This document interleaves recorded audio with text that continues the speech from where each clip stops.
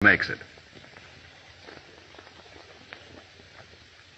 This is a sandwich for forks, an open-face creation, in other words, with a cheese, milk, and tuna fish mixture on top.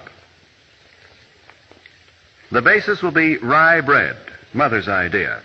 She found that the spicy caraway flavor made a good contrast to the bland fish and cheese. Sally puts a cube, about a square inch, of butter into the top of a double boiler. A little butter finds its way into a great many dishes in this kitchen, not only for flavor, but as a blending agent.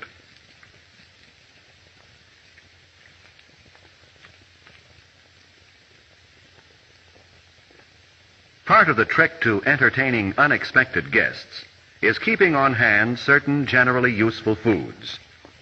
One of these is cheese of an easy melting type, which Sally is going to use as a base for the rarebit. To speed the melting, she cuts this into slices in the milk and butter mixture, while Mother butters the bread. The simmer flame keeps the water boiling gently while the cheese is melting, so that Sally can go on to other tasks. She adds the canned chunk-style tuna fish, and notice that she uses a wooden spoon to avoid discoloration of the mixture. Although the tuna rarebit is fairly substantial food in itself, it is a good idea to add something for variation in color and texture. Mother is making a salad dish: celery, radishes, olives, and pickles. Sally adds potato chips to the menu. They used to be exclusively picnic fare, but they've joined the host of useful accessory foods which make entertaining so much easier and more fun for teenagers. The bread was toasted quickly in the broiler, and the rarebit is nearly ready to serve.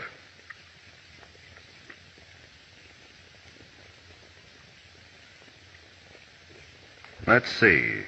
What will be the beverage? Mother thinks she'll give the guests a choice of Coke or milk. When you can offer guests a choice easily, it's a gracious gesture. Now it's time to serve.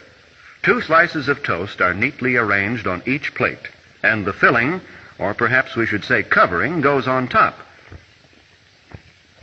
Sally knows you should serve cream dishes with extra caution. An effective carelessness here is no asset. Mother is a great believer in the aesthetic value of parsley, and of course it's good to eat, too. Now a touch of Tabasco for color and a taste surprise, and there's tuna rarebit a la Sally Gasco. As we said, there are sandwiches and sandwiches.